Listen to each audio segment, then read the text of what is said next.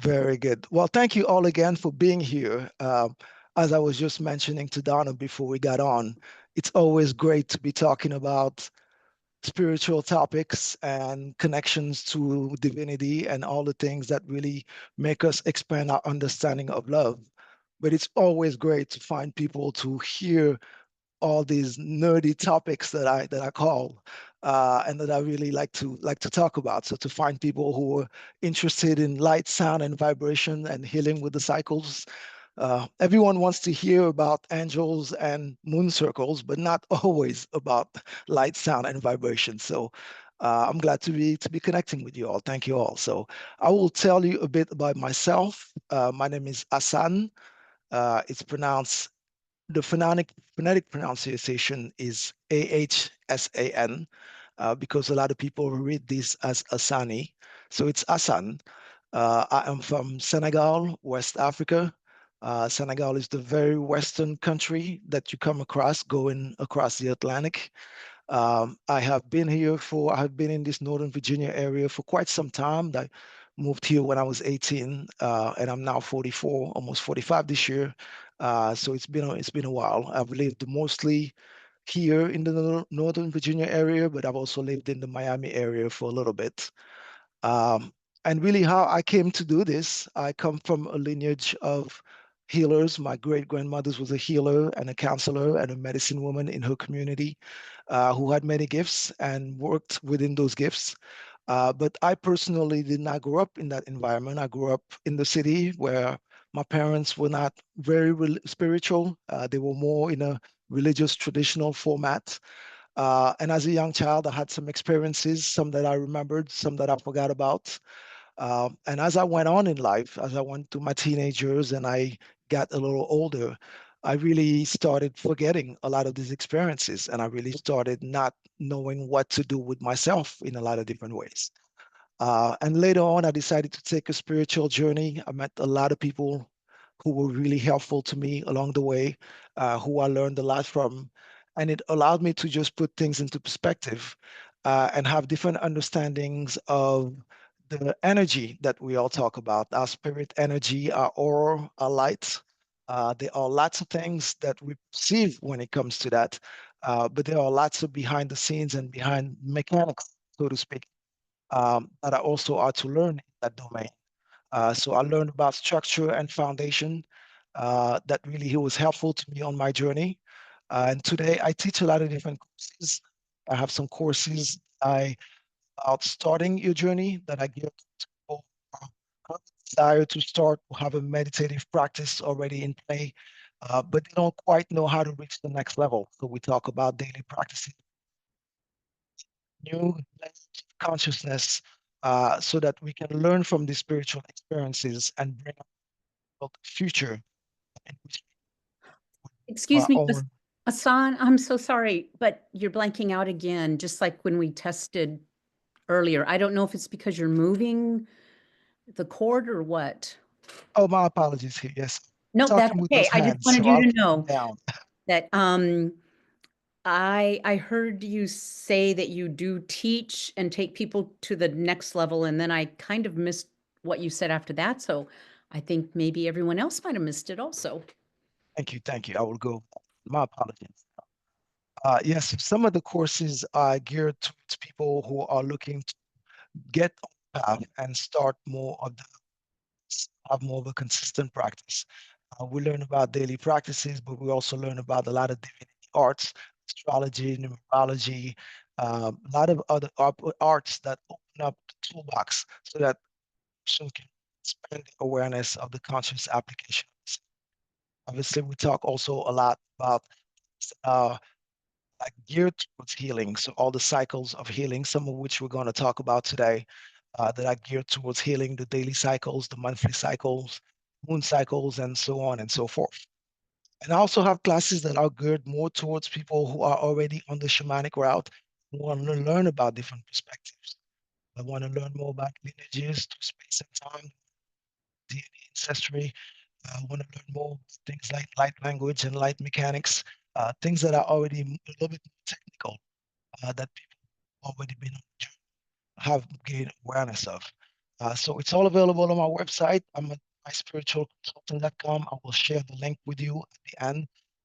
So if you have any questions as we go through this presentation today, I like an interactive crowd. If you've had some experiences with some of the things that we're going to talk about, please do share. For some of you who have read the description of the class, if you could, if you have some ideas or if you had some experiences with some of the content or well medicine or wells in general that you wanted to share, I'm more than happy to hear your perspective. So feel free to chime in at any time.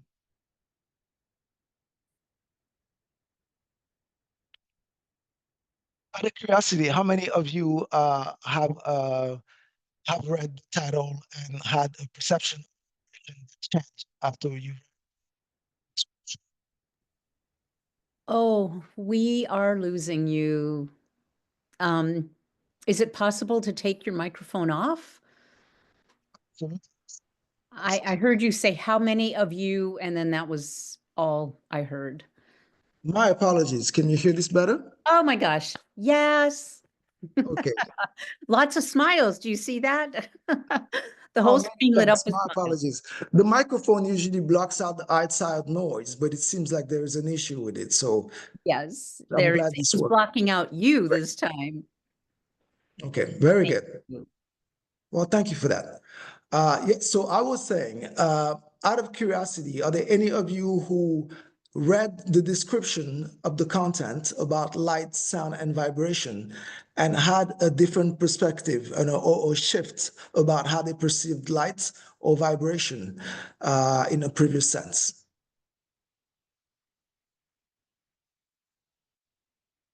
If no, it's okay. All right. So why this topic? And I'm going to tell you a little bit more about why I think this is really important on the healing journey. Because as we all know, healing is a journey, not an event. And it takes a lot of practices and a lot of efforts into believing that we can heal ourselves to really start a journey that can propel us all throughout that journey. The toughest thing about getting going on the journey at times is having a perspective that we are multidimensional beings and we are beings that are connected to different parts of ourselves that we have yet to understand. On my journey, I remember when I started to have a more consistent practice, I would feel some vibrations that would come to at specific times.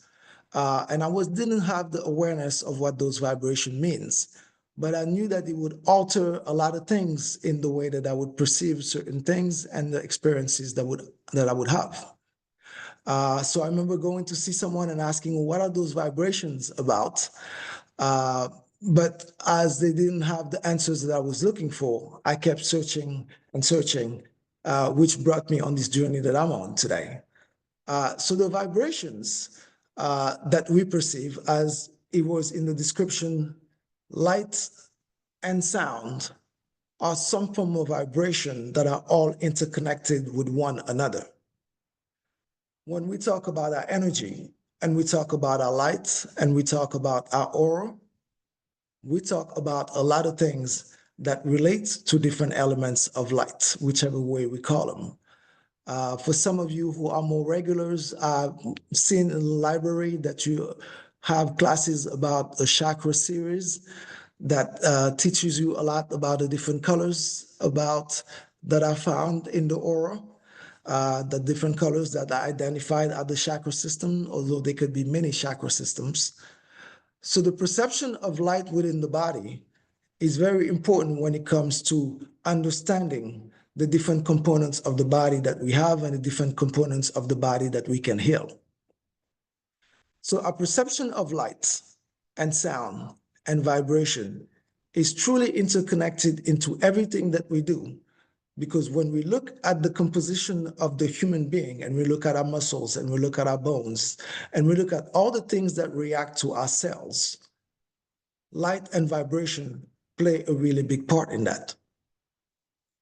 At times, the perception of the vibration that we gain and the wisdom that we gain from those vibrations can really put us on the journey to uncovering more things about ourselves. It's about knowing the template of the body and knowing what the body can do in order to heal itself.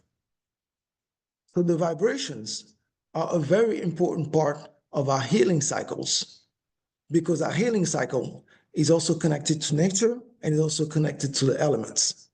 And nature and the elements resonate in a way of light, sound, and vibration. And why the cycles of time? The cycles of time are important to understand because at times, when we do have certain events in our lives that create misconceptions or misperceptions in the heart, those events can create different parts of ourselves that are now floating through space and time that really impact the way that we live our daily life here, that really impact the way that we make decisions and we make choices.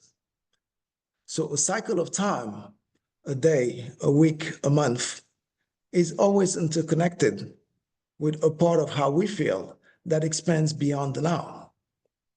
Certain calendars, like the Mayan calendar, for example, looked at time in a totally different way than the way we look at time. They looked at time in series of lessons that would come, whether it'll be a 10-day cycle, whether it'll be a 28-day moon cycle, and they would identify the lessons that were put in front of them for them to resolve as individual and as a collective. And they would have a different perception on how to move to different times in their lives. So that it was not so much of the 10th of this day or the 15th of this month, but that every day in the cycle had a meaning for our healing. And we're going to talk about that when we cover the moon cycle a little bit more. So our daily living is connected to cycles and times throughout our lives that are part of our healing. So it's important to disentangle from certain concepts of time. It's about us empowering the narrative that we can heal ourselves in this moment of the now, at any moment in time, forward and back, that we can heal some events that happened to us 10 years ago, that we can heal some trauma that we might have had when we were 7 or 9.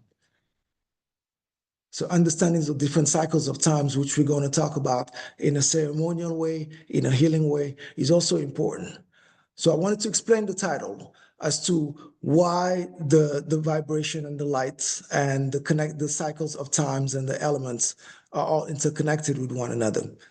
Are there any questions about that or any clarification that anyone or anything that any moment that anyone had that they want to share?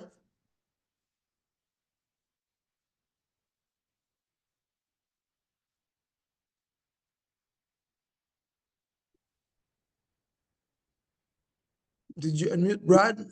Do you find that in the cycles of time, I mean, like tragic events, marking when a major event happens in your life, it can, depending on which way you go, I guess who said this? This was Greg Braden. He actually had it measured down when something major would happen in somebody's life.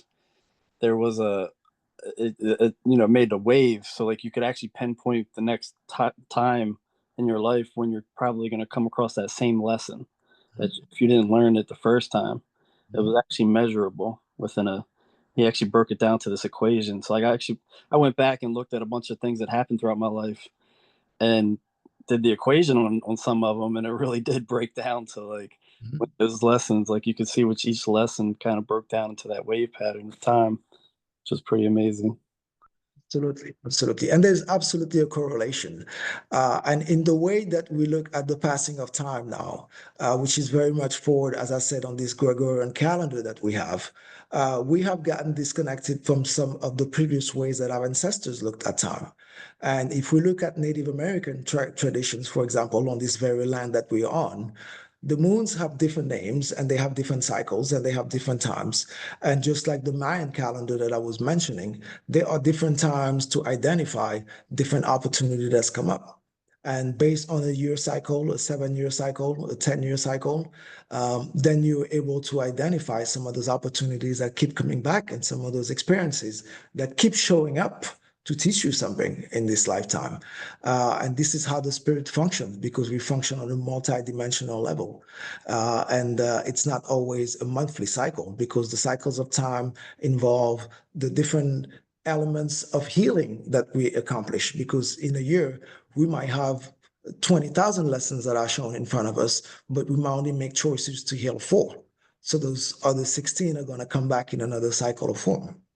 Yeah. So I think learning much about those different cycles of time, and this is where really connecting to your ancestry, my apologies, connected to our ancestry and our DNA level can really, really help us dig deep into some of these practices and every heritage that we find, because they do exist for a reason. So whether we know that we have Welsh or Irish or Native American ancestry, really researching as much as we can about their practices and their belief of the passing of time usually puts us on a nice little road to start identifying those concepts and really seeing what the spirit is trying to teach us.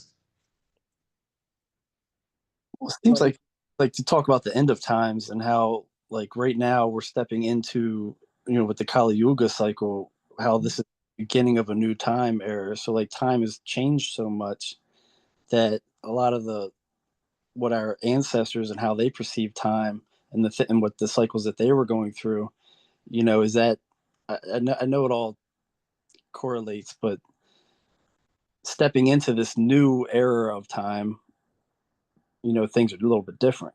Things are happening faster. Things are, these lessons are happening quicker. Absolutely. Yes, and many traditions throughout the world, but also throughout space and time and history, talk about these times that we're in now. The Mayan calendars, many people thought that it was pointing to the end of times, but they were perceiving a shift. They had knowledge that things were going to change, whether it'll be a lot of religious textbooks, the Egyptian calendars, these bigger Ayurvedic cycles that we mentioned. There are lots of different traditions that point out to this very specific period of time that we're in now. And many of our ancestors knew that things would change. And from a scientific point of view as well, this is a time when we're entering a lighter part of space. And what the science and the spirituality had put together back then was that when we're entering a lighter part of space, the consciousness of the people is enhanced, as opposed to when we're in a darker part of space. And entering these times now, we understand that things are going to be different, because we're going to perceive the consciousness awareness that we're getting we're going to perceive ourselves differently. We're going to perceive our hearts and our multidimensional love and being in a totally different way that is really going to reduce a lot of ways of separation and duality that we have created. And that is really going to put us on the healing path for really us to understand the greater purpose of us being all one species, really, and one race. So this is really the time that a lot of different traditions and religions have talked about, based on all these things you mentioned. And it's us, and each person will have their own individual journey into knowingness that we're all connected with a greater spirit. So the cycles of time. In the description, I put down a little bit of a breakdown of the cycles of time and how we can perceive the cycles of time. Because in this society now, we feel like we don't have time for much. So the cycles of time that are offered to us sometimes can seem insignificant, or we could feel like we got so much healing to do that a small moment cannot have a powerful impact on our healing journey. And the cycles of time are important, and they start with just a second. 1 second can make a tremendous change in the way that we perceive and understand our energy, our light, our vibration. 1 second can really cement a lot of things in our belief, because it really is about cementing things in our belief. The 1 second in between the heartbeats, when we look at the technology of the heart, I believe a lot of you are familiar with the heart technology based on the topics that you have discussed before that I saw in the library about the chakras. But the heart technology and the electromagnetic field of the hearts is one of the most complex technology that we are uncovering as a human species. We are understanding now that the heart generates an electromagnetic field, and that field contains a lot of things. And that when we talk about our energy and then when we talk about our light, we really understand how that field really interconnects with a lot of those vibration and that light that we mentioned. Many traditions speak of the heart and the heart keeping the experiences of the 7 previous generations. In a lot of shamanic teachings, we learn about the technology of the heart that interconnects with the DNA that really allows you to tap into your own DNA lineage memories and to really understand the love that the ancestors had for us and that we are not disconnected from them, even though we cannot really see them on this plane. The heart knows that the body can remember. The heart knows that the body can't remember all the different functions that it can perform and that it's not always performing. When we talk about listening to a song, for example, when we listen to a song that we love or that we have previously loved, we could feel that energy come in, and the vibration of the song can actually change and alter our current vibration of the moment of the now, regardless of how we might have felt a few minutes ago. We cannot, maybe we don't feel good, and then we hear the song, and all of a sudden our mood is changed. The spirit generates that new joy that we can find because we can connect it to a previous experience that we had.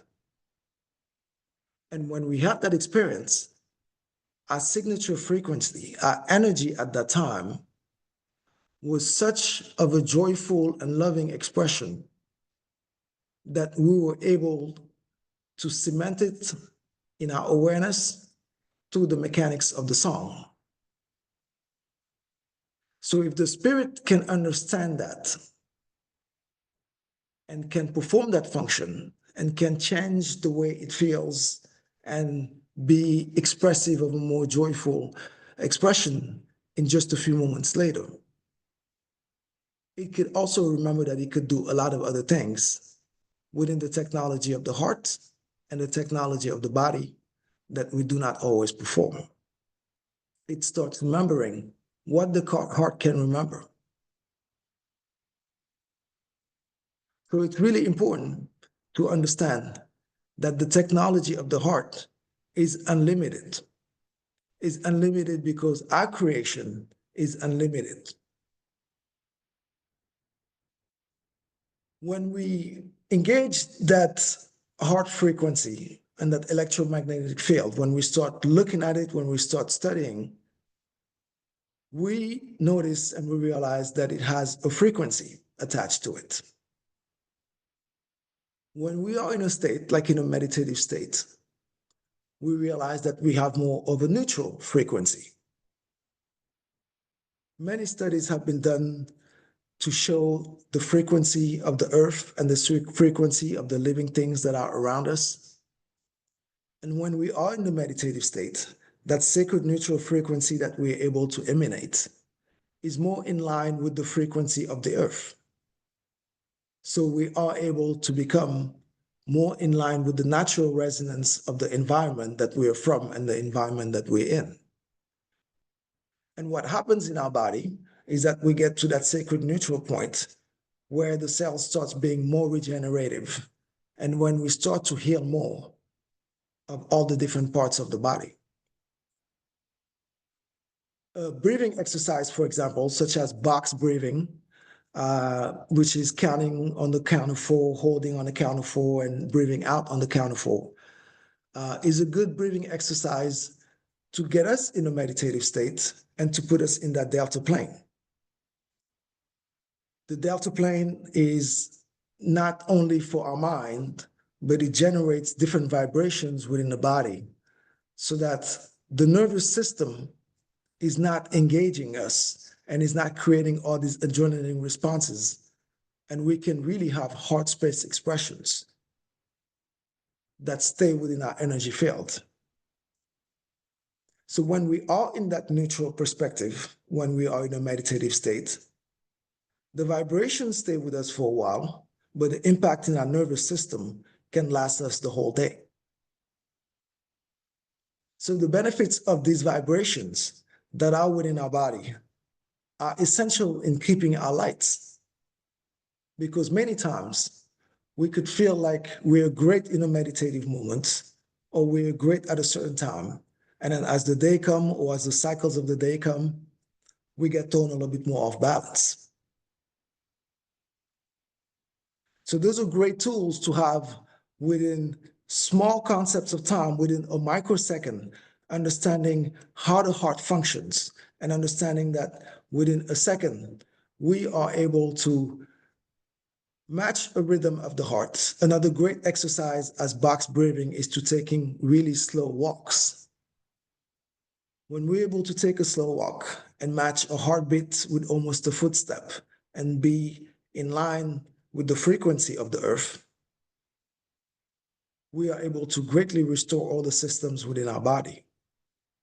Obviously, it restores our mind, it makes us feel refreshed, but all the regenerative cells start working at a much higher rate.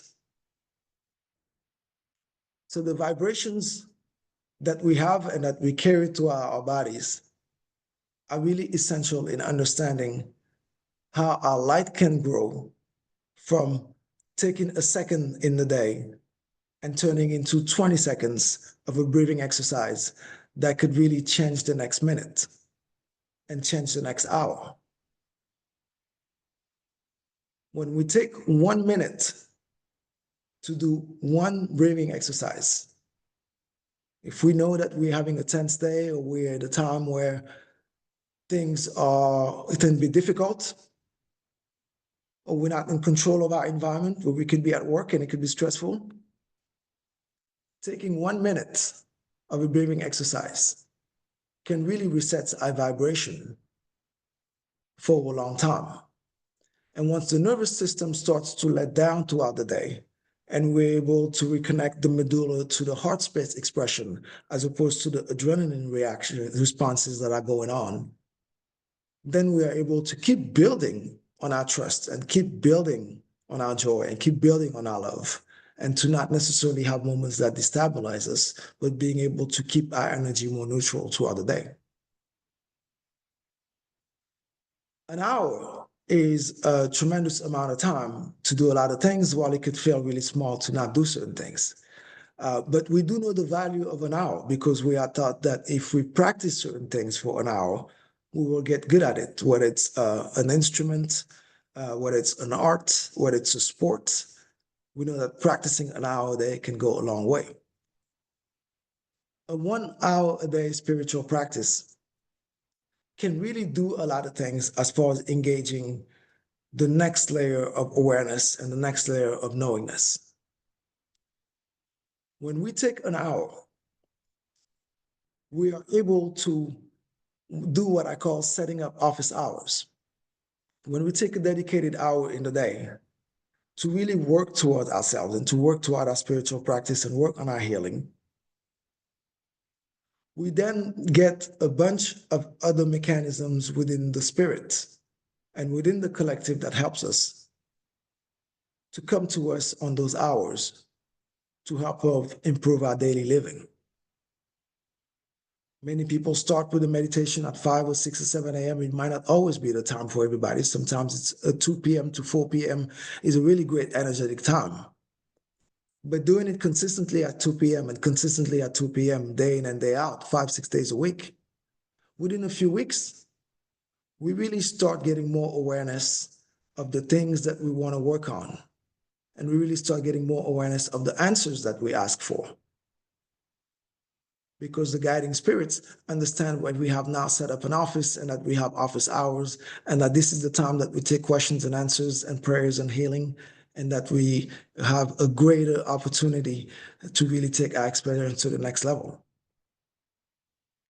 So that cycle of time, combined with a minute, combined with a second, If that becomes part of our planning and part of our daily living, that becomes an immense, powerful tool to have in our spiritual toolbox.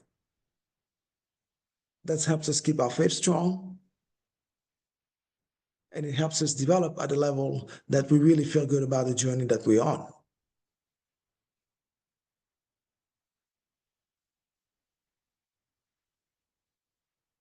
A lot of times, when we look at the consecutive hours and days and weeks that we have, we tend to look at it as the things that we have accomplished or the things that we want to accomplish or where we feel like we are in our year. The seasons and the cycles are also very important to keep awareness of.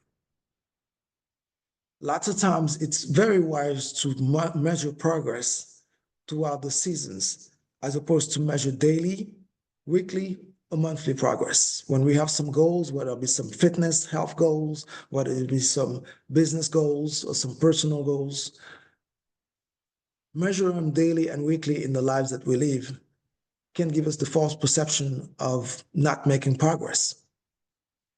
And it could keep us from really realizing how much progress we're making towards our goal. So having a perception of the seasonal calendar is important to implement many, many practices. The passing of the season, the solstice, the equinox, many traditions talked about those settings as really good opportunities to work on ourselves and to really do some spiritual work, because the equal perception of day and light that we get during those times really allows for a lot of things within us to be balanced.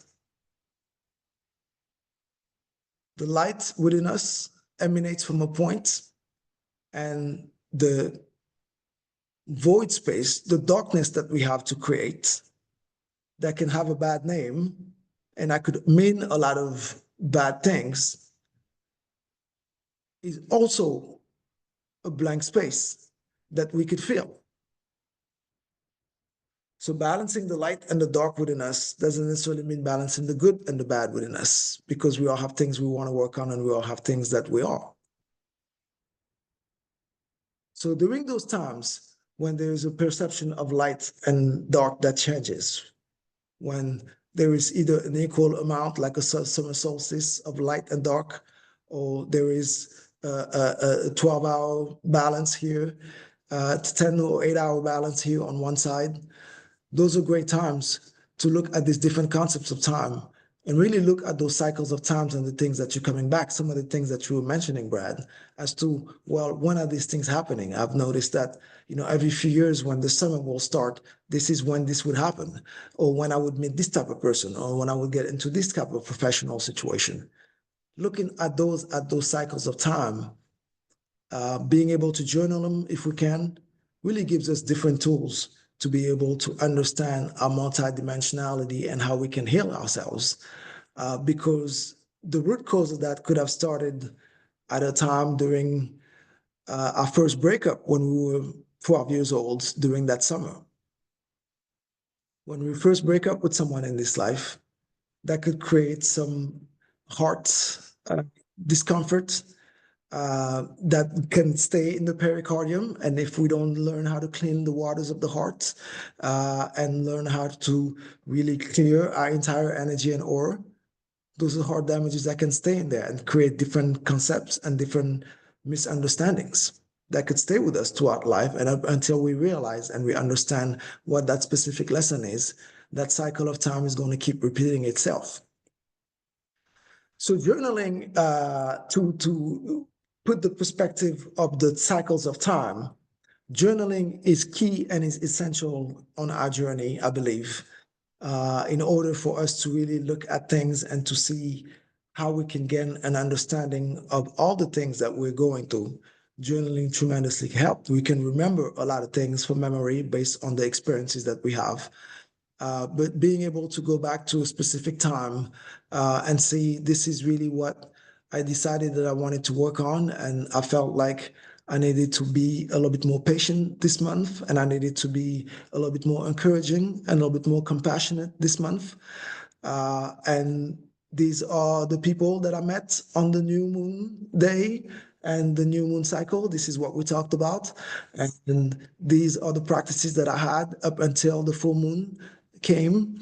And this is how the understanding that I gained after this cycle of time. There is a tremendous value is looking at those cycles of time as lessons that are brought for us to really understand how we can keep healing ourselves. So these cycles of time all have their own power.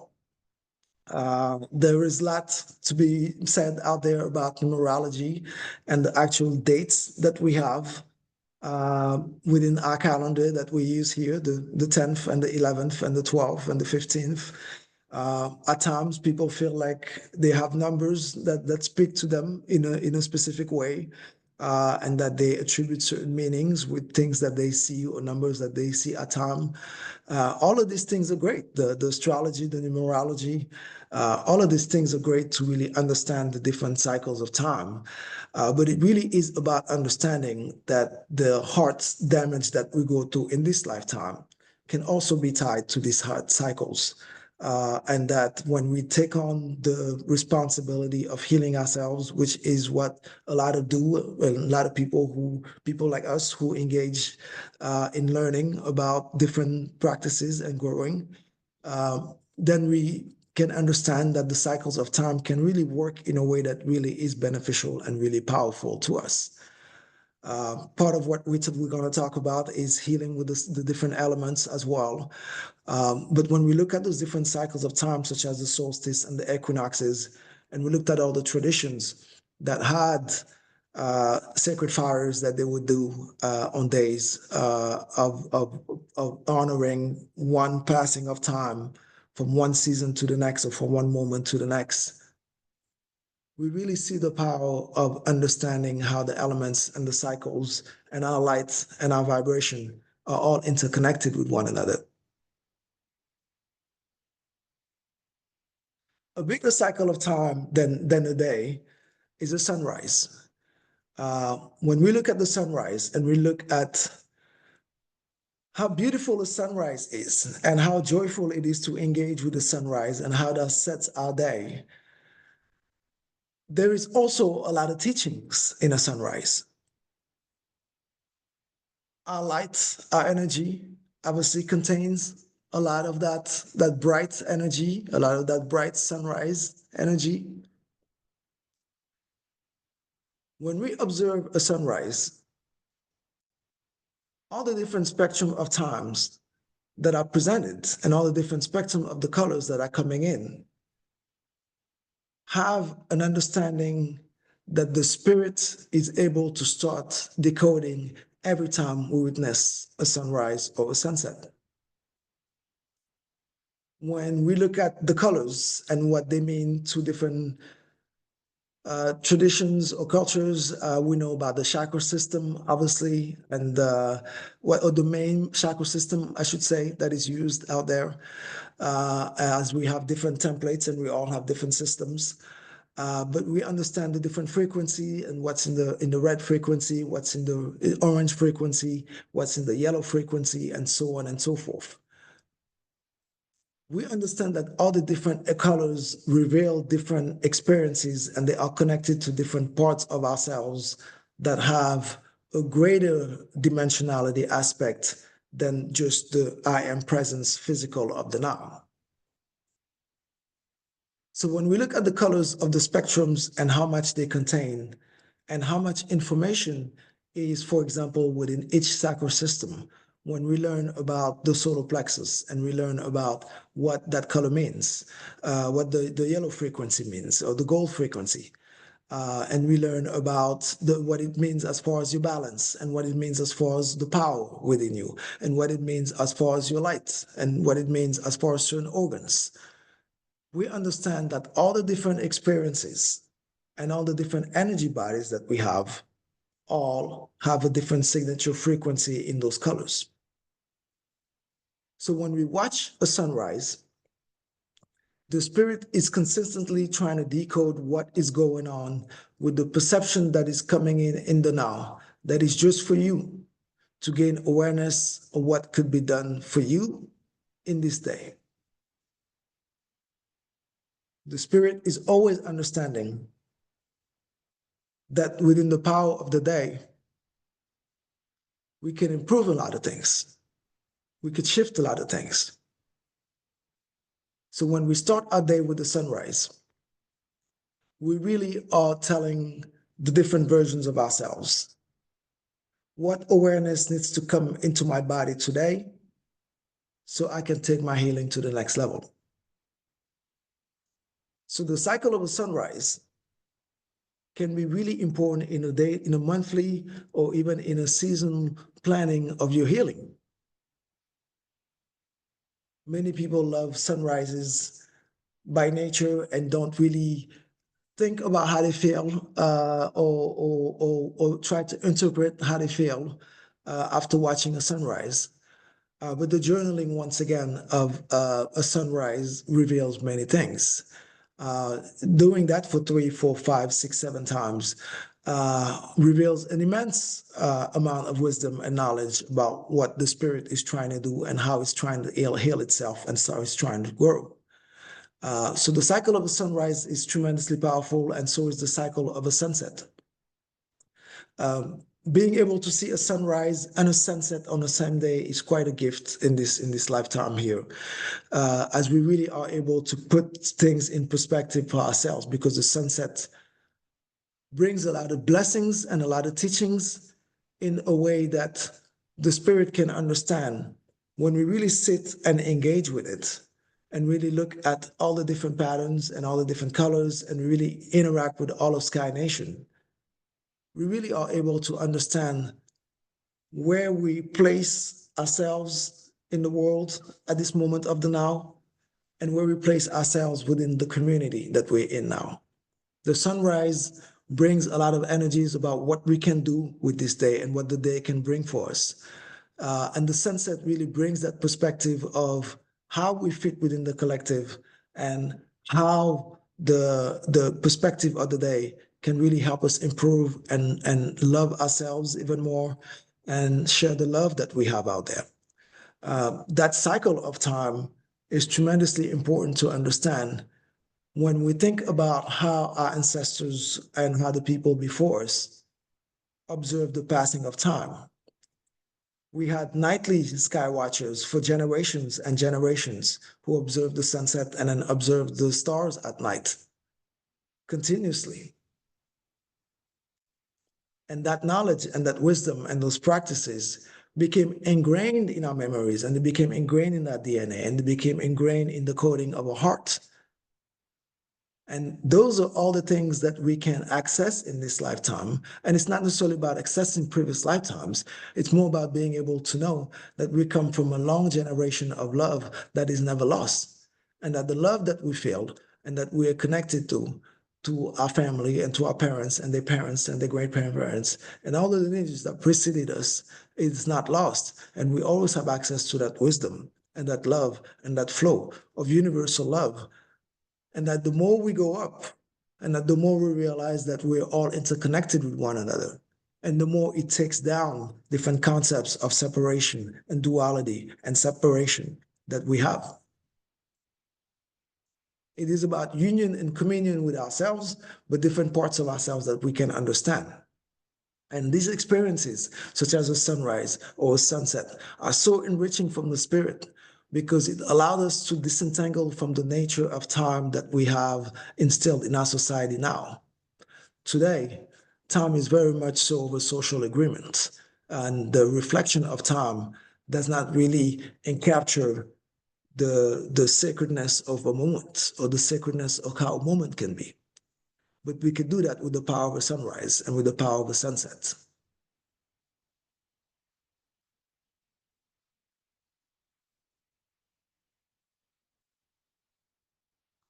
So we talked about the cycles of the season. The cycles of the season add to a yearly cycle, obviously, and greater cycles of time.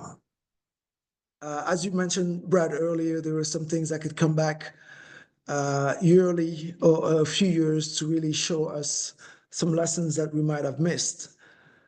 But a yearly cycle, combined with all these other cycles of time, can give us a perspective that can bring new perspectives and new definitions in the way that we express ourselves. A lot of times we have changes, big changes that happen, and we can pinpoint them to a year. Well, in 2012, this is what happened, or in 2017, this is what happened.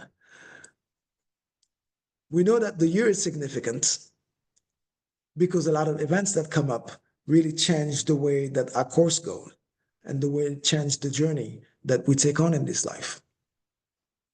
When we combine all these little micro cycles of time, such as celebrating the seasons and celebrating the passing of time, to rituals and to ceremonies, and doing a sacred fire on equinox or solstice, and doing some water ceremonies, and doing some prayers and healings on specific times that we are honoring and that we keep cyclical.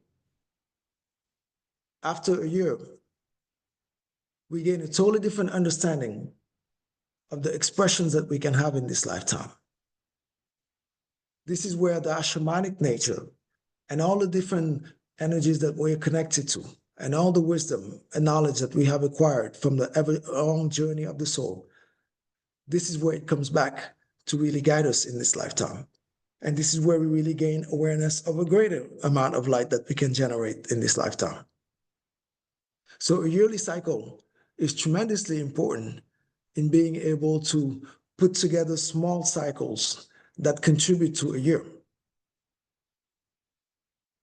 In a lot of shamanic practices, we learn about, I talk about the sacred fires a good amount. We learn about the spiritual alchemy of the fire. The trees, the standing people are seen as another nation here, just as Sky Nation and Water Nation, and we are the two-legged here, and we share a lot of teachings that talk about natures in those terms. We talk about a lot of animal medicine. We talk about whale medicine. I mentioned whale medicine earlier. Whale is a great translator and is a great teacher. We learn a lot about the patterns that we hear to whale communication and how similar they are to the patterns that we have as human beings and how we are able to understand that. Modern science has a lot of different takes about what whale songs mean, but many shamanic teachings tell us that they are really whole oral historian and teachers. That when we hear a whale song, we're able to get a vast understanding of different perceptions of light, sound, and vibrations. We're able to get a vast understanding of the vibrations that the spirit emits and how we can translate that into knowingness and to knowledge and into practices that can really help us keep more of our soul present here so that we can generate more of our heart space and conditional love. So whale songs and animal medicines really combined with the understanding of the practices that we can put into the different cycles of time, a yearly cycle, a monthly cycle, a weekly cycle. All these things amount to the greater amount of cycles of time that we go through in our lifetimes that bring these changes. A 7-year cycle, for example, as many tradition, is seen as a rebirth. From a scientific point of view, our cells regenerate at a different level, at a different pace every 7 years, causing different types of vibrations within us. But the 7-year cycle, when we look at the 7 chakras, for example, and all the experiences that are contained in each one of them, from our grounding to interconnectivity with creation and our families and our cycles, to our balance and the way we move in this lifetime, to our heart space expressions, our unconditional love, our perception, our intuition, our gift. When we look at all these cycles of time that contribute to a 7-year cycle. We understand how we have a chance at death and rebirth, of a spiritual death and rebirth all the time. We call it the shaman's death. The ability to always be reborn with a new perspective. So all these cycles of time allow us to understand how the heart technology that we have, the heart technology that starts our very own journey into this life. At birth, when a sperm and at concept, when a sperm and an egg meet, the very first cells that are created make the heart. And then every other organ comes out of the heart. The tongue is the second sacred organ that comes out of the heart. So when we're able to understand those different concepts of the heart technology and how it connects to all these different cycles of time, and how the very heart that we have now that has gone through all these events with us can carry a lot of things that need to be recycled at time and that can be cleared. And the different cycles of time give us a different opportunity to heal ourselves multidimensionally on a level where we're not feeling like there is something in our past that we cannot heal, or there was an event that was too damaging for the heart, or there are people who did too much damage to us that we cannot move past those experiences. So healing the cycles is tremendously important in that sense. I have a meditation that I'd like to get into, but I would love to hear any questions that you might have had, and if not, we'll roll into the meditation. I do have one. Sorry, I look like I've got a light above me. I'm coming in very angelic right now.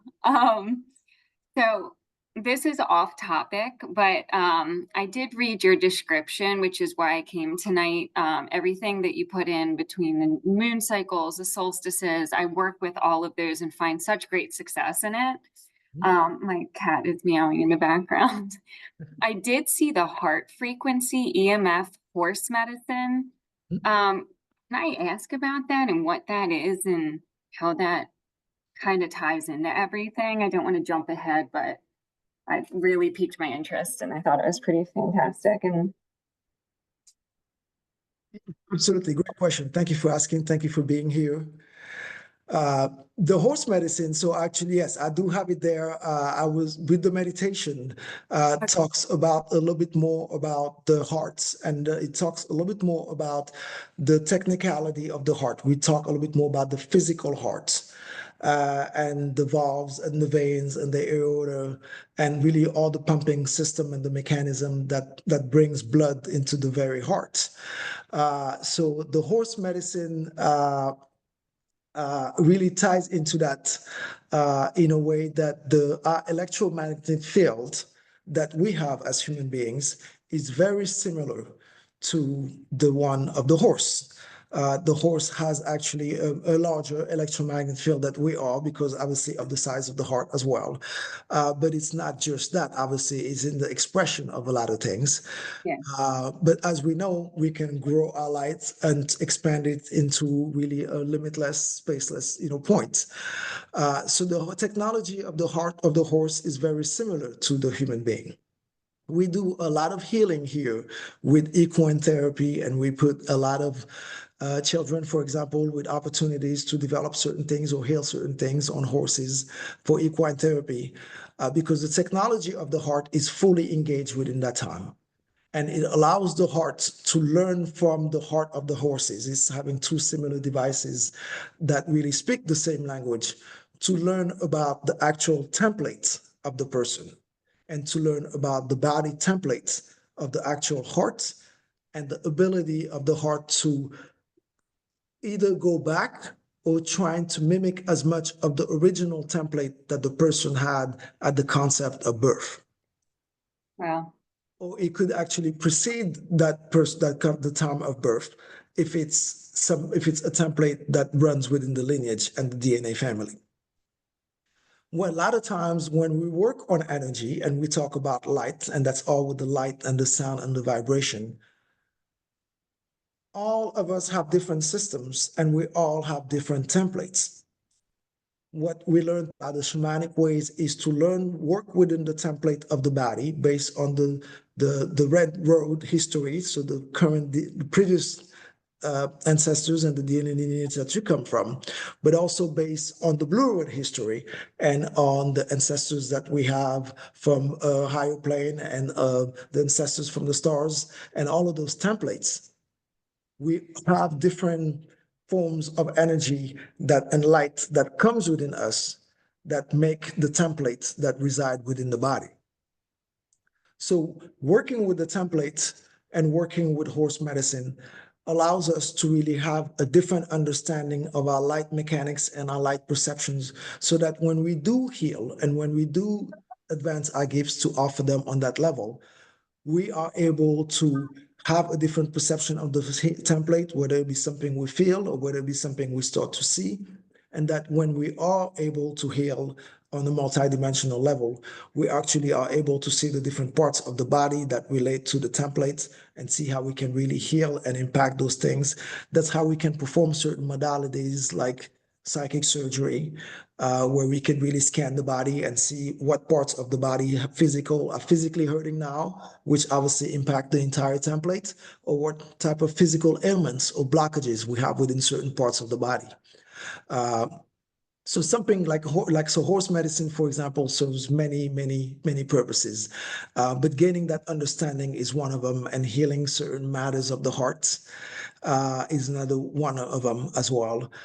Many traditions, such as the Native American traditions here, speak of the horse in a lot of their storytelling, and they say that the grandmother spider wove the fabric of this reality that we live in, and that the fabric of the horse was used to spread the fabric of reality all throughout, and that the fabric of the horse was used to spread that fabric of the reality. So obviously the different concepts are told in different ways, but the horse obviously is very tied into our creation and into a lot of ways that the technology of the heart works, and a lot of remedy can be done with horse medicine. Phenomenal. I've worked a bunch of equine therapy programs, and if you want to see if your heart's still present and accounted for, go participate in one of those. The language and the unspoken communication between horse and therapy, it's unbelievable. So that's kind of cool how you would apply the philosophy of heart to horse, and yeah, very cool. Yeah, absolutely. That's a wonderful experience, because you see Yeah. some children who have their best day maybe of the year, and who are able to, it's we'll talk about it and we'll hear about it in the heart meditation. But that knowing about the expansion of the field and knowing about the inner knowing about the technology of the heart that could come from the horse medicine really allows us to bypass the central nervous system that doesn't serve us in a way. It allows us to really put the sympathetic and the parasympathetic in a way that we can really connect all of the senses that we want to our heart, as opposed to our nervous system that can really start taking over and really create so many disruptions for us. Very cool. Thank you very much. Looking forward to it. You're quite welcome. Great question. Thank you. Do you do certain meditations like with the horse? So you could absolutely do certain meditation with the horse. You could do different types of heart meditation with the horse, or many meditations that involve the horse. But there are many things that could be done with the horse as far as vibration and sounds. Being able to, read a revocation with the horse is a tremendously powerful tool. Whether it'll be a revocation that you have gained somewhere, or whether it be a revocation that you inherit, that you come up with yourself. It really is a tremendous way to really generate some healing within yourself. There are many templates for revocations out there, and a revocation is Many people can have different concepts of it, but I see it as a way of expressing certain things. It's the name it to claim it system. When we know about the heart technology and how it's connected to the tongue, as I mentioned earlier, when a sperm and an egg meet, the first cells that are connected make the heart, and the second organ that comes out of that is our tongue. So it really gives a different expression and definition to our heart-tongue connection and to expressing things in this lifetime and speaking the truth and living our truth. So when you're able to do a verification, when we're able to say all these previous energies that I might have entangled with in the past in knowingness or unknowingness or in awareness or unawareness, whether they come directly from me or my experiences or they come from my lineage or my families or the things that I've learned, I now revoke them in this moment and now because I am a divine source connected being and I am a being of heart space expression and I could tap into my love and my joy at any time that I want without having some events or having some systems running me because they are connected to cycles of time or to my nervous system. If you're able to do that around a horse, for example, you're able to generate a tremendous amount of heart space expression that could carry you to different cycles of time. Even listening to favorite songs and things like that around a horse. So you can meditate around a horse. You could also find different expressions. If you're someone who taps into shamanic gifts and is a drummer and do things of that nature, that is also tremendously powerful around the horse. It's interesting. Yeah, I just wanted to say that horses are such incredible spiritual beings, and they're extremely healing, like all animals. But I think that the horse in particular really helps us learn heart coherence and being heart-centered. Absolutely. Yeah. And Absolutely. when you talk about heart technology, I'm sure you're familiar with the Heart Math Institute. Mhm. Because they have a lot of interesting studies. And I've been in clinics with horses where we would have the little apparatus that the Heart Math Institute sells to be in heart coherence. And it's very interesting that if you're not in heart coherence, we can really tell how the horse will respond to not being in harmony versus when we are in heart coherence and how the horse responds when we are in that state. So they can teach us a lot in so many different ways. So that's interesting that you work with horses like that, with horse medicine. I knew you'd see that too, Elizabeth. Oh yeah, yeah. I did the 2 years of equine facilitated learning, and Amazing. it's amazing. And horses, like all animals, are so special, and they have huge hearts, and that's why we feel so good when we're around them. Absolutely. Yeah, thank you for sharing that. It is wonderful, and I'm glad to see that you have the share the love the equine therapy here in the equine family. Yes. Uh, And the whales, it's wonderful because I feel the whales energetically hold the earth together. mhm. They're such high, wise, spiritual beings too. And they, as all animals do, they serve a very specific spiritual purpose and on the earth. And so they're huge beings. And I've heard that the whales come from another planet in another universe. I don't know if you've heard that, but Uh, in any case, they really hold the frequency of the earth together and the energy of the earth together. That's what I've heard. So the whales are very special too. yes, the whales are very special as well. Thank you for sharing that. Absolutely, the whales are very dear to us, and the whales are oral historian and teachers. They really are the living embodiments of a lot of our oral traditions. They hold a special frequency not only within the earth but within the subsurfaces, and they really teach us a lot about light and sound and vibration. And the whales are what you might have heard is is, I would say, what probably most people hear out there about the lineage of whales coming from the Sirius star system. And uh, they really came here at the time when we really needed to hold a frequency for the Earth, because the Earth was going through a lot of changes and getting ready for the species that were going to come in. And the whales have a tremendous amount of record keeping technology that is shared with us, and whale really remind us of these dreams long forgotten, and they really remind us of a lot of things that is within our ancestry and our DNA lineage. As I mentioned earlier, the whale songs verdict is still debated among scientists out there as to what they really think it means. But in a lot of shamanic teachings and in a lot of oral traditions, we really learned that the whale songs encode each one of our DNA and lineage history passed through time, and that they are libraries for us. They are essentially our librarians and the record keepers of what is going on in this world. And Yes. the heritage of what a lot of what we can learn is very tremendously powerful to whale songs. Personally, when I was on the journey, when I was starting to connect with whale medicine and the spirits and the essence of whale, um, I would feel the vibration before I could understand the nature of the information.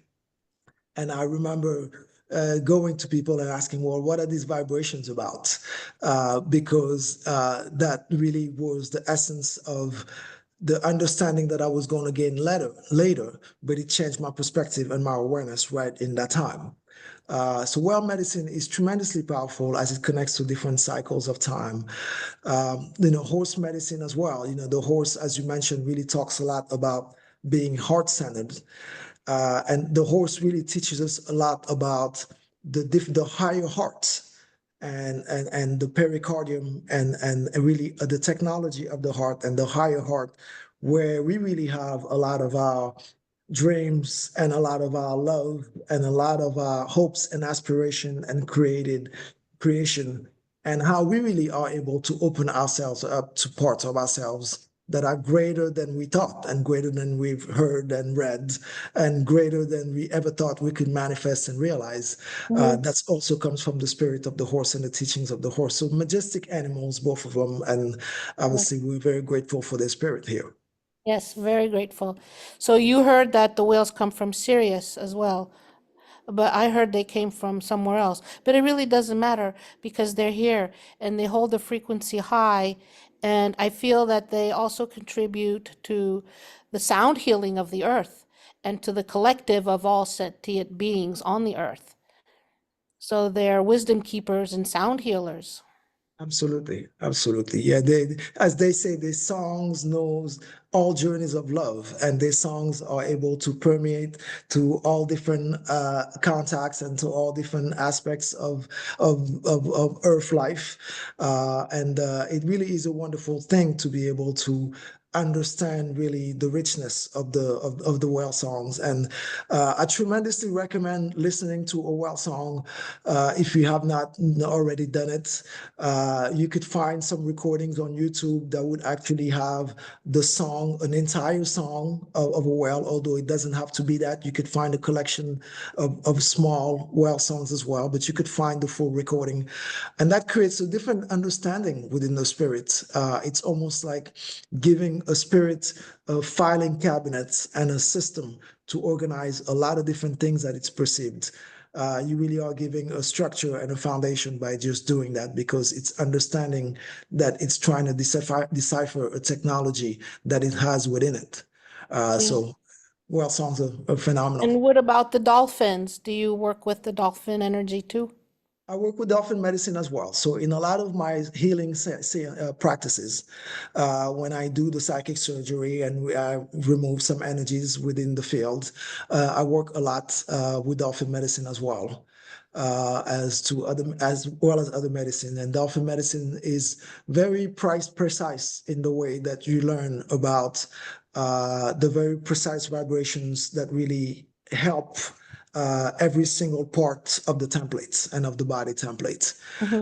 And dolphin is very able to isolate certain things, whether it be certain lessons, or whether it be, in this case, certain energies that need to be healed on a very precise level, and give you a very specific answer as to what you're looking for, and a very specific answer and a way of healing, to really get to the root cause of what caused it and how you can move forward.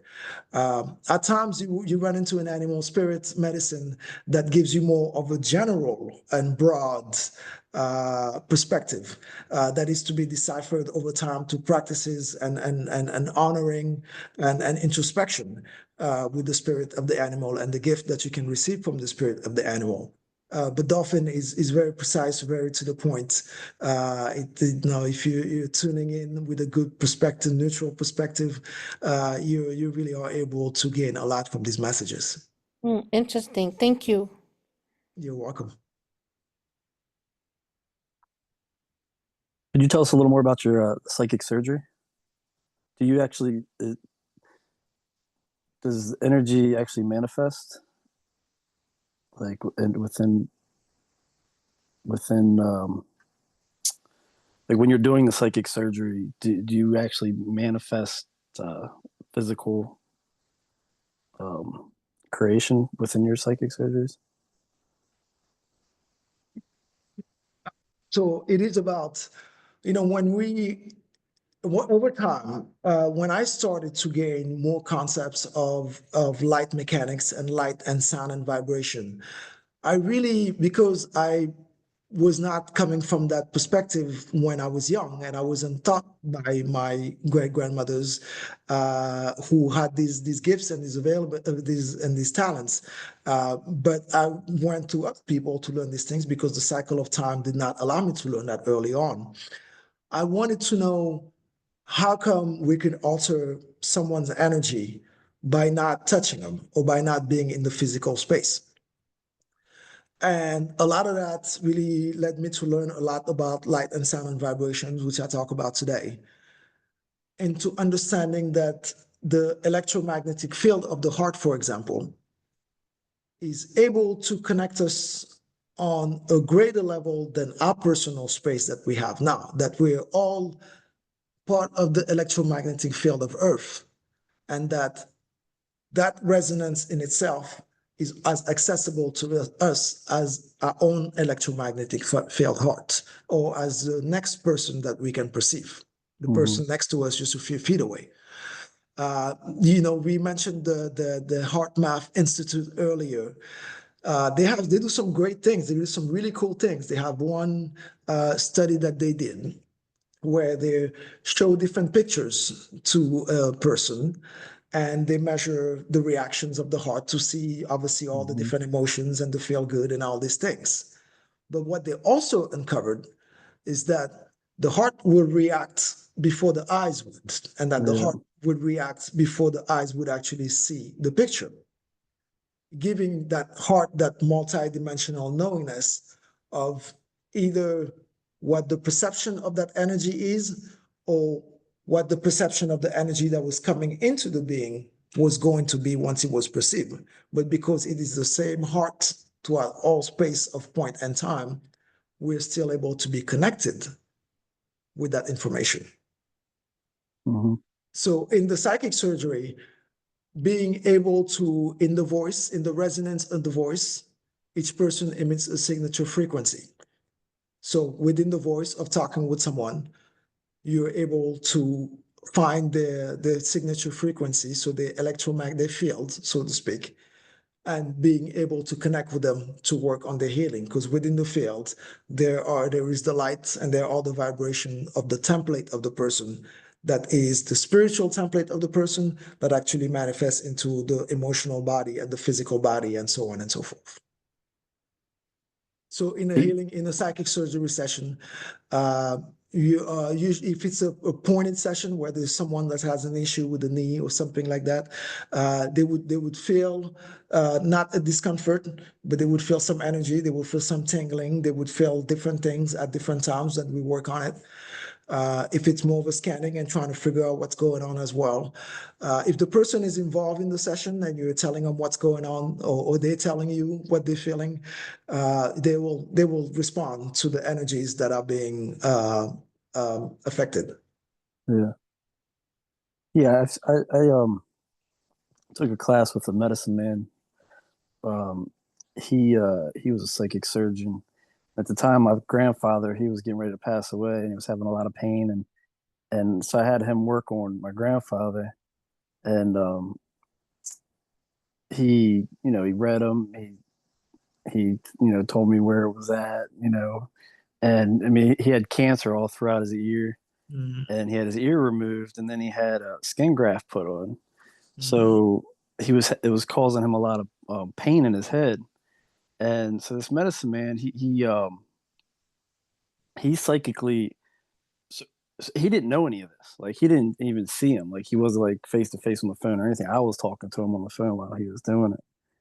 And so he used a feather, and he drawed the energy through, and it manifested in his hand. Physically manifested in his hand what was causing the issue. And they left a gauze in there, a gauze pad. And so when he pulled it through, the gauze pad showed up in his hand with this like cancer, like a tumor, pretty much. And it cleared up his, like, he didn't have that problem with anymore, and instantly. And then they do their ritual. He had to burn it and whatnot, but to get rid of the negative energy. But I didn't know if you've taken it that far to be able to manifest physical. I know working energetically with the body and help healing through that way. It's just a amazing thing as well. It's just I just didn't know if you've ever seen something like that. Yeah, well, there are many stories out there, and obviously, as far as manifesting things physically, absolutely. There are lots of traditions that in parts of of Senegal, of where I'm from, there are lots of traditions that go through certain practices that manifest things physically, and they use a lot of help from animal medicine to manifest things physically and to pass things through. There are different traditions that learn different ways of doing certain things. That when it comes to being able to remove the energy from a person, so that's there are many traditions when that's I wouldn't say that's common, but that's the way that it's taught. Yeah. Yeah. Yeah, it's great that you knew that. As far as recycling energy,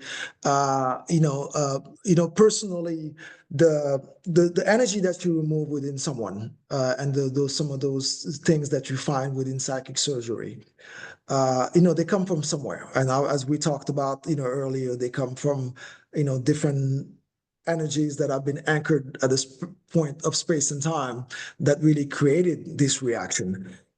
So the removal of the energy is one thing, but it actually is connected to a lot of soul retrieval, so to speak, and different soul shards that also could be refilled with really our divine source power and our energy that's always connected to our greater spirit.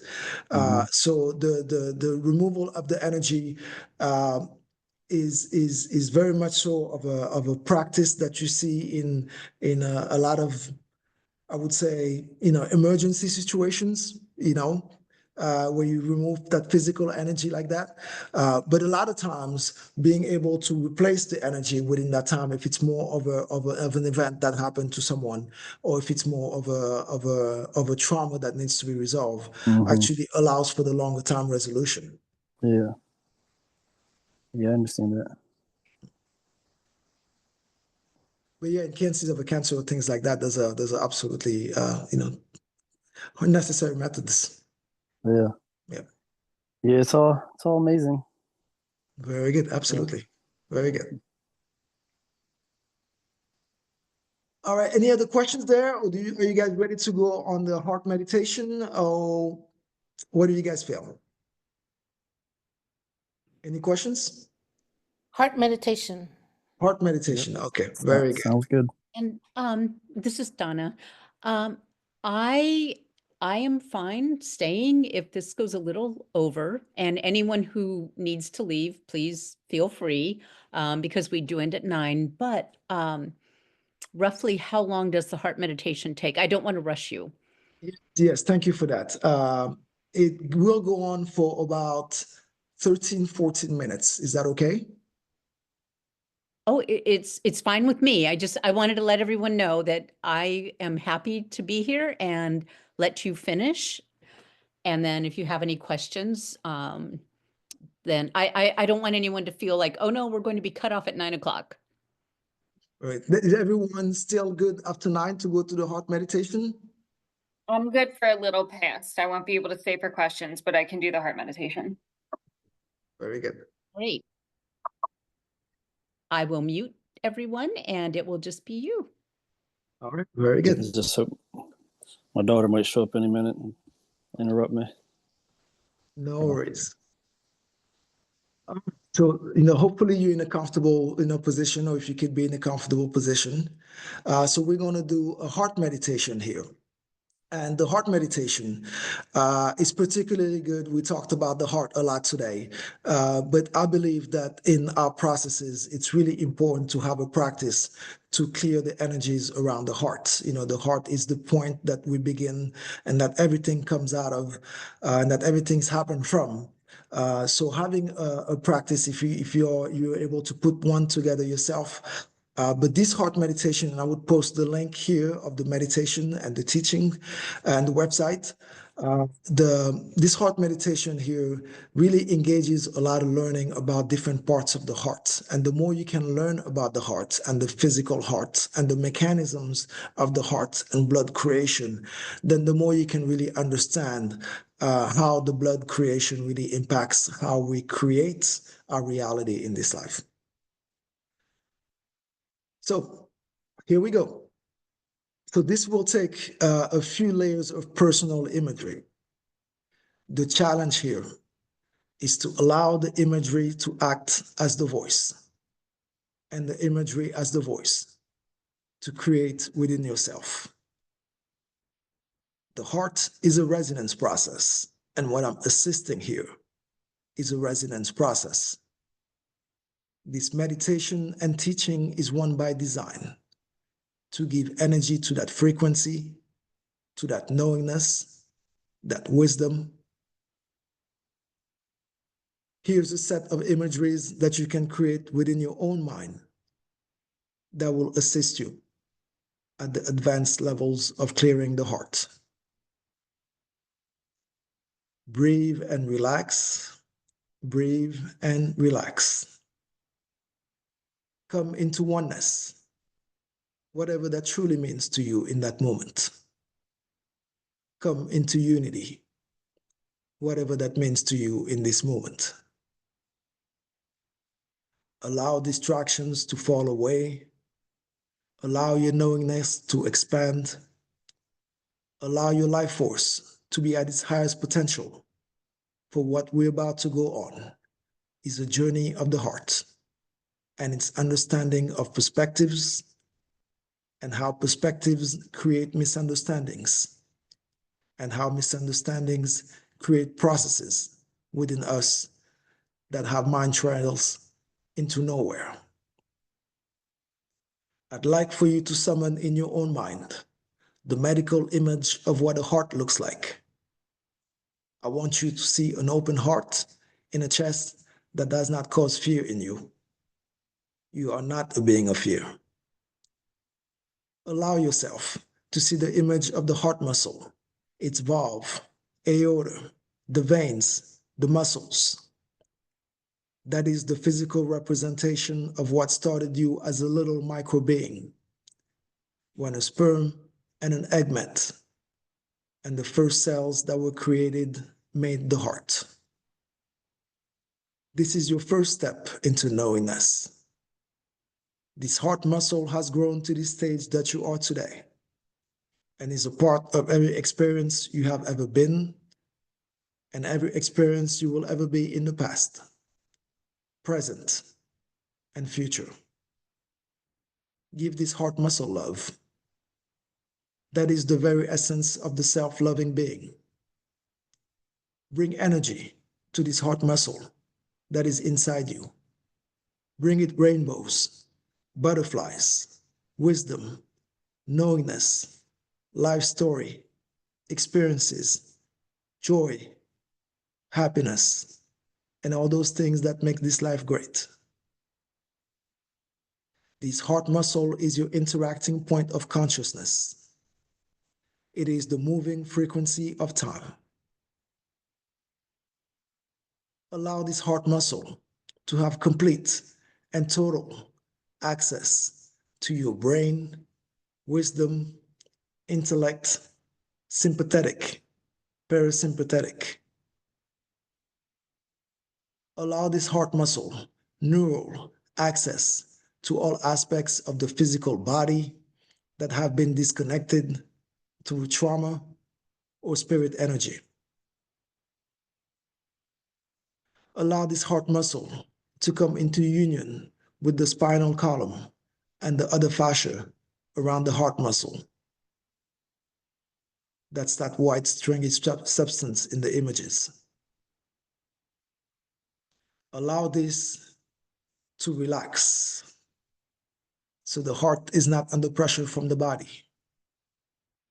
Oftentimes, we take damage to the heart from loved ones that have caused us trauma or pain.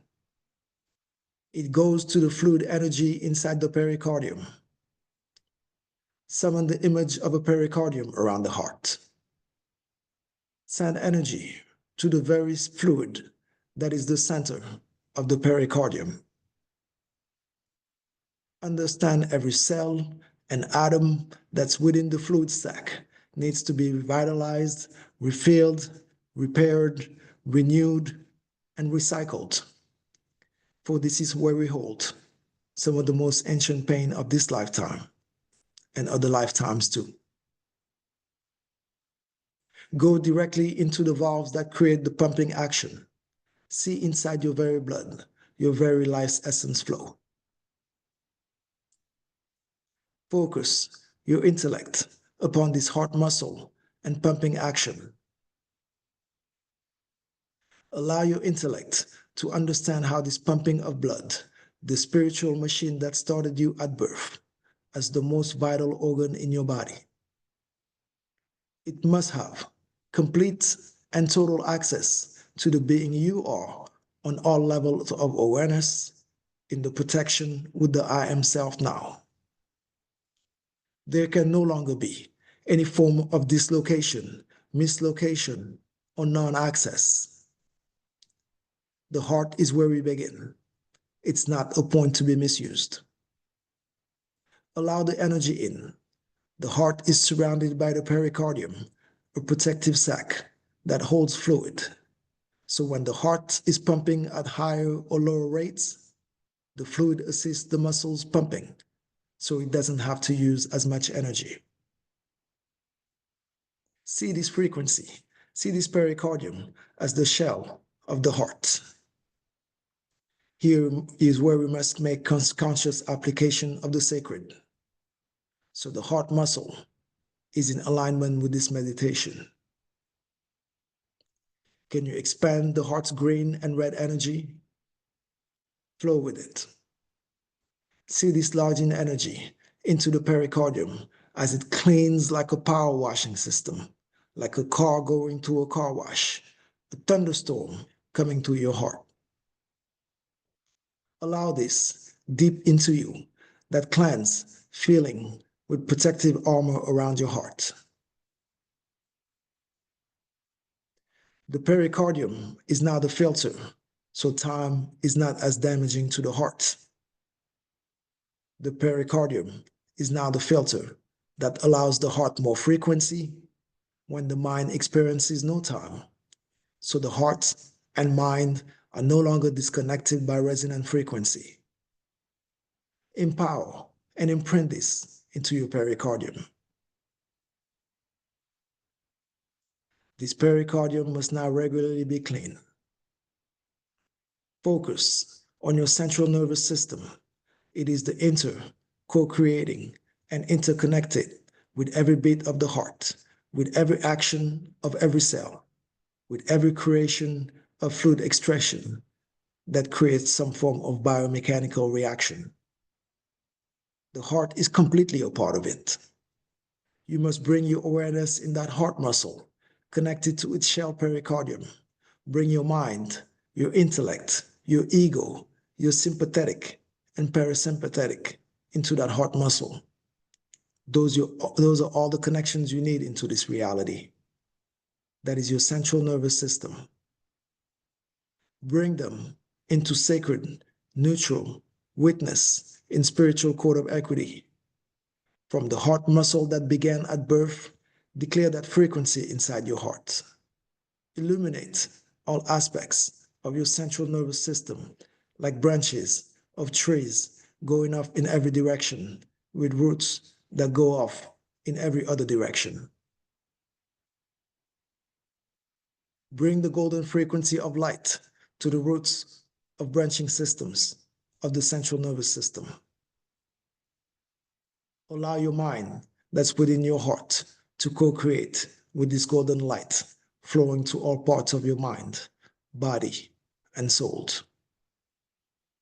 Challenge your intellect to have the imagery and discipline to co-create with the light source.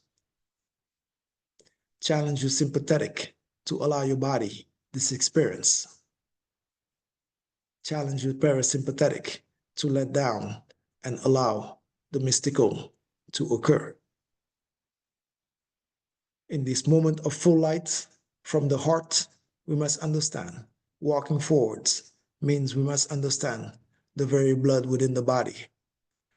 That is, the heart is pumping at all times. We must go into the marrow of our own bones. At this moment, summon an image of your skeletal system. Wherever there is hollowness in a bone, there is marrow that is producing blood cells that is connected to a system that brings blood into the body. This is your central focus. All of those hollow points within the bones that create blood. Your femur is one of the biggest areas that create marrow. Your ribs, your arm, all of this consistently creating blood about every 56 days. Here is where we take command from the heart that is connected to all fluid and interactive systems, to the central nervous system, to the blood, to the marrow. Go into the marrow and create this golden light. Every aspect of it is saturated. All of the current blood in my system is now clean and cleansed with this golden light. All aspects in the blood that are bringing out an illusion of the heart, mind, or soul are now converted with this golden light into creation, inspiration, and dreams. The heart is a transformation, transmutation vessel of life force. Anything in its blood can be transmitted at will when connected with the I am heart fetus being for the highest purpose of clearing and understanding our reality. Take this knowledge deep inside your mind, connect it to the heartbeat of you. Allow the blood to be cleared. All of the blood has now been cleared. You will have to regularly go back and look at your blood and understand we take on energy from others into our blood. Some at the surface of our ores and others deep into our blood. We must actively clear that blood, much like saging a room.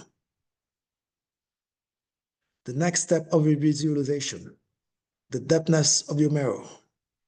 This is where you put the next imprint of what you want out of life. When you imprint, it's upon the marrow that you will be creating blood for the next 56 fraud days. Make this command to all marrow cells. I want inspiration, mystical experience that I'm able to process, understand, and not be afraid of. I want mystical contact with my guides, angels, guardians, so that I can return with full understanding or enough of an understanding to co-create a future in which I go forth, with my own divine source power. These are the types of imprints you want to bring.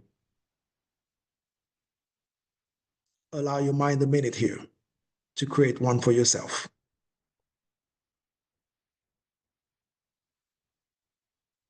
For each time that you go into the mirror, you always want to double down, put more on it, because this is your ability to co-create as a multidimensional being and channel your own agenda for the very blood within you.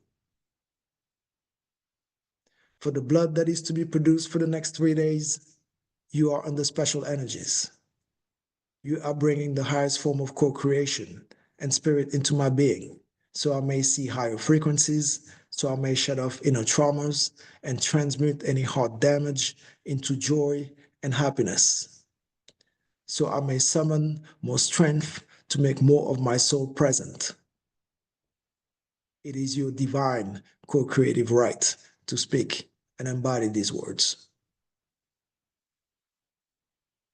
The next layer now is your heart chakra, the oral energy that creates the photonic light intersection of a soul stream manifest in the body of the now. It's a spiraling green frequency, front and back. I want you to bring the image of your own face and overlay it over your heart, mind, and soul. That is your residual image of this lifetime, your heart, your face. That is the I am presence now. Past versions of you have different residual images, but share the same soul, light, frequency. You must connect this being of now residual image to this being of now heart. You must clear out the medulla that chooses adrenaline action before heart-based action. Actively disconnect the medulla from direct adrenaline gland reaction or any emotional response that's not directly related with heart space action.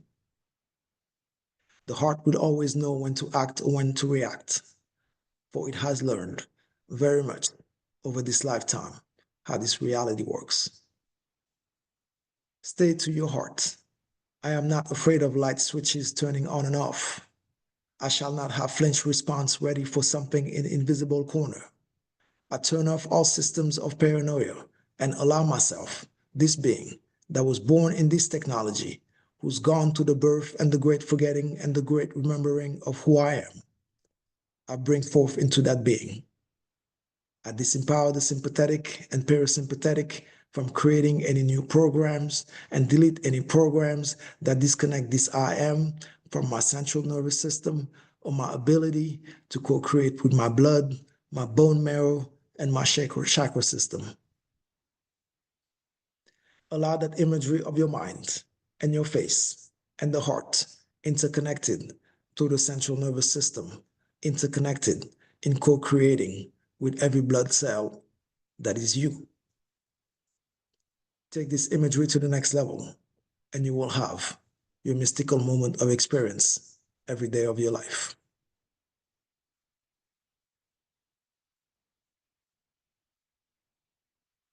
Aho, thank you.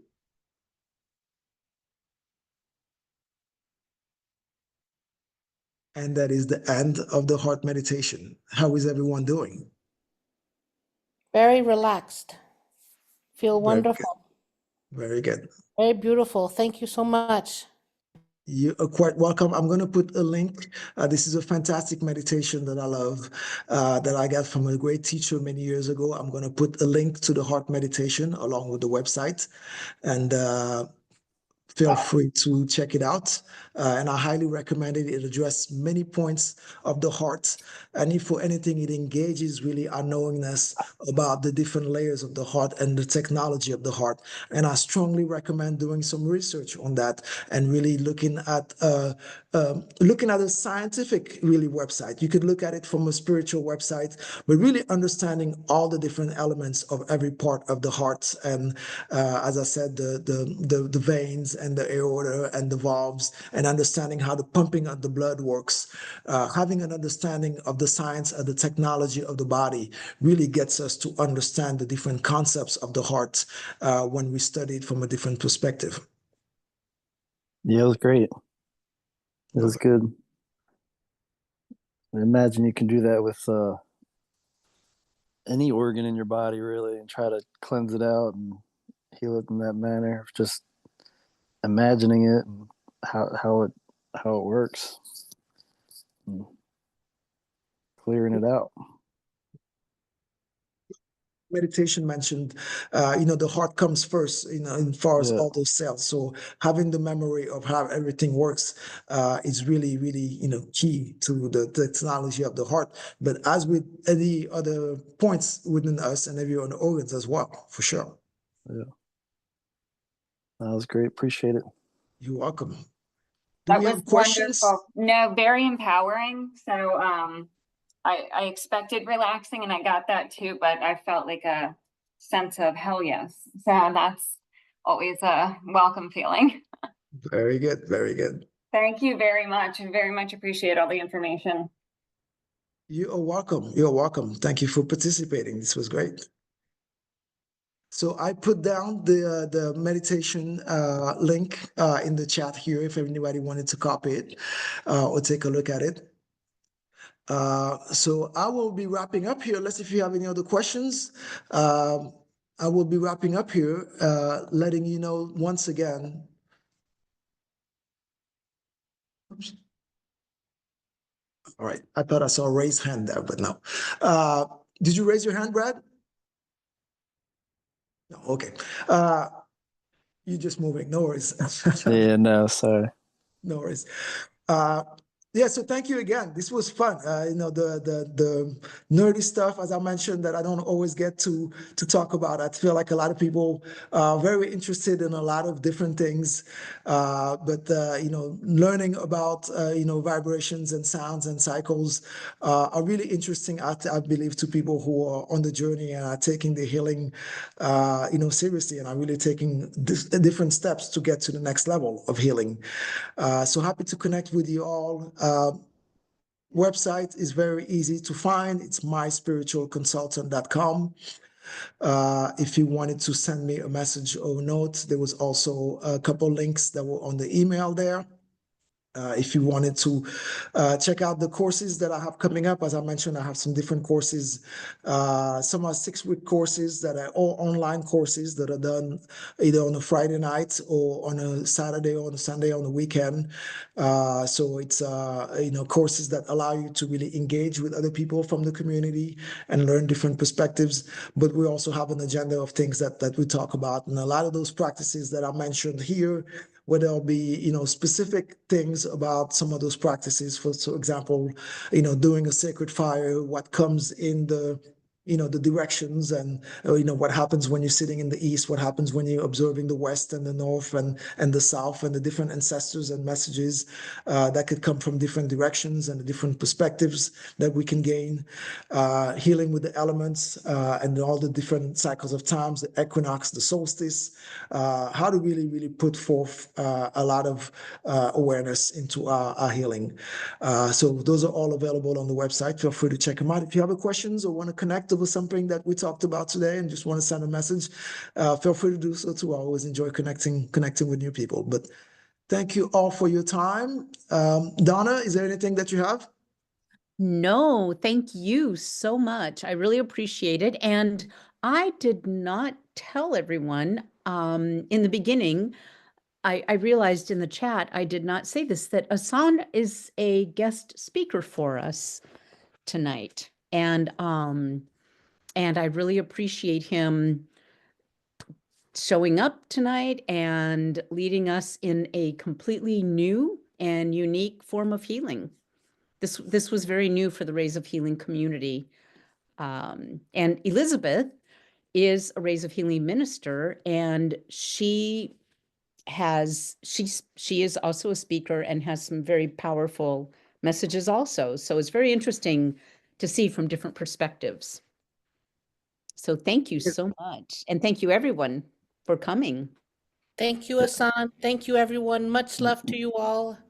Yes, thank you You- very Yeah, much. many That was thanks. Many great. thanks. Be well. And you Bye-bye. can listen Thank to you, this son. on the Rays of Healing website. I know all of you know this, but Brad, it is in here, that you can go on the Rays of Healing website and you can listen to Assane and past services. Okay. So I hope you return, Yeah, Brad. I'll check it out. Yeah, I'll look. I'm kind of new to the meetup, so I I'll keep an eye out for. Do you guys do this every week? How does? The third Monday of the month, except Assane is a guest speaker. So quarterly, we have a guest speaker. And Okay.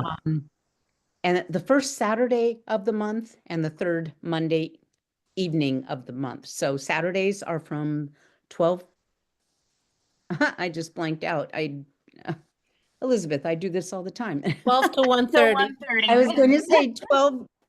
I kept going 12 to 1:15. No, 12 to 1:30 on Saturdays Hmm. and 7:30 to 9 on Monday, Okay. third Monday of the month. And then again, we have quarterly guest speakers. Okay. Great. Yeah, I'll try to be there. Like you follow these things on here. So let me see if is there a special way to just. Do you send out emails? I guess is that. Oh, we do. Yes. Yep. If you want to just go on the link that I posted, bye, Elizabeth, bye, everyone.